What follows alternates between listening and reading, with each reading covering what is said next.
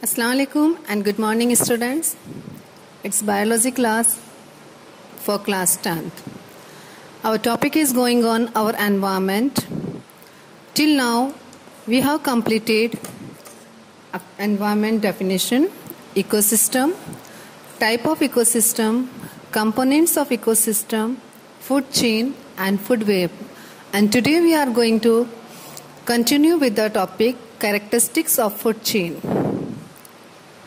In my last class, I explained you about the two characteristics. I am revising it. The first one is all sustainable food chains are producer based. Why it is so? Why all the food chain start from the producers? As I explained you in my last class, that the producers or the autotrophs are only on the earth who can capture the solar energy. You can see over here also in diagram that the plants only or the autotrophs only can capture the solar energy and they can convert it into the chemical energy which is stored in the form of food. And then this food is passed from one organism to another organism. And the different level or different steps of the food chain are called trophic level. Now the second point, producer obtain energy from sun. As I told you, then inorganic nutrients must keep on circulating with the help of decomposers. Now here you can see the producers form the food, means they are preparing the food. That's why they are called autotrophs or producers. Now the grass or the plants are consumed by the herbivores or the primary consumers. So what happened here, the food energy transformed from producer to the primary consumers. In the same way it passed to the secondary consumers, then to the tertiary and then to the top level consumers. Top level consumers are not eaten by any other organism. But then what happened? How this nutrient will come back to the producer? It happens so because all the living organism at any trophic level, if they die, what would happen? They will decompose by the microorganism or by the decomposers. Means the complex substance will convert into simple and it will mix with the soil. And this soil, what happen? This soil will get the nutrients by it, and it again the nutrients are utilized by the plant. So in this way, inorganic nutrients keep on circulating. Now the next point. The next points is the food chains are interlinked with each other and form the food web. That I told you in my last class also. Like one plant can be eaten by different type of herbivores. It can be eaten by a caterpillar or by a deer or by a goat. Okay, so different type of herbivores can be there. The same herbivore can be eaten by the different type of consumers. So in this way, the food chains are interlinked. Next point, food chains are unidirectional. What is the mean by unidirectional? Unidirectional means only in one direction. Here you can see producer is there. This producer is consumed by the consumer, primary consumer. Here it is a caterpillar. This caterpillar is eaten by a frog, secondary consumer.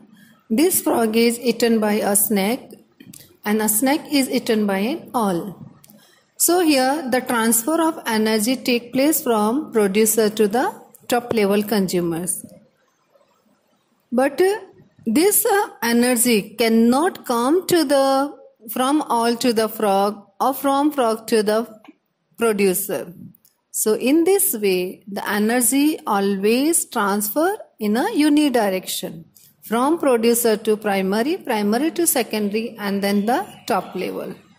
Understood? As on the earth, only producers or autotrophs can prepare the food. They cannot get the food from the primary consumers or secondary consumers. Now the next point.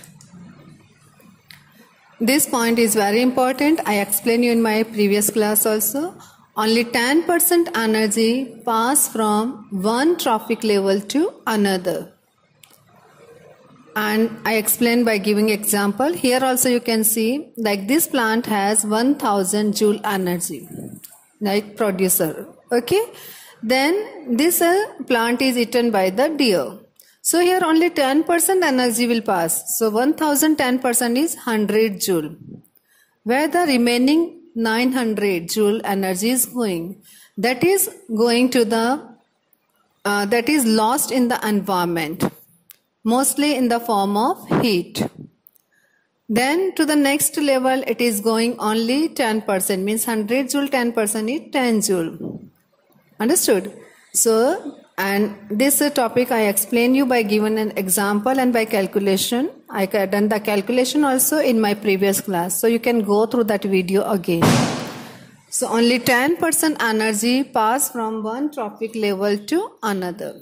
80 to 90% energy lost as heat at each step of transfer.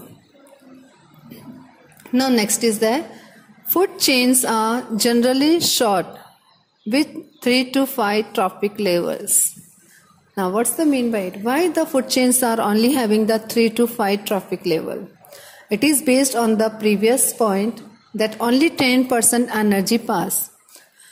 Like 100 to 1000 joule energy plant was having. Now it had first consumer only 100 joule. Then the next consumer only 10 joule.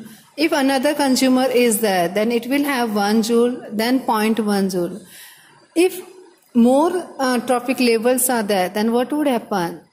The last consumer will have very least amount of energy, and it will not be possible for that organism to survive.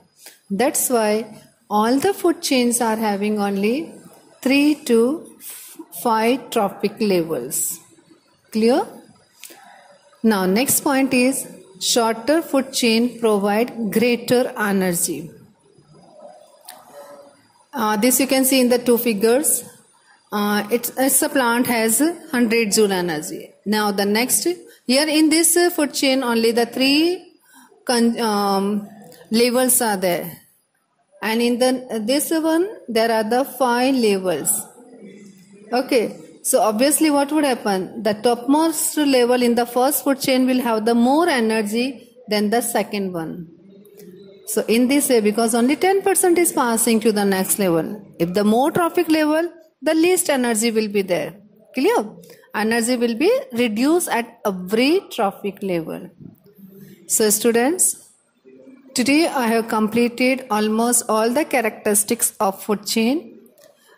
In my next class, I am going to explain you the remaining, that is the biological magnification, and go through the all previous videos, and if any doubt is there, you can ask me in the comment section. Thank you. Have a nice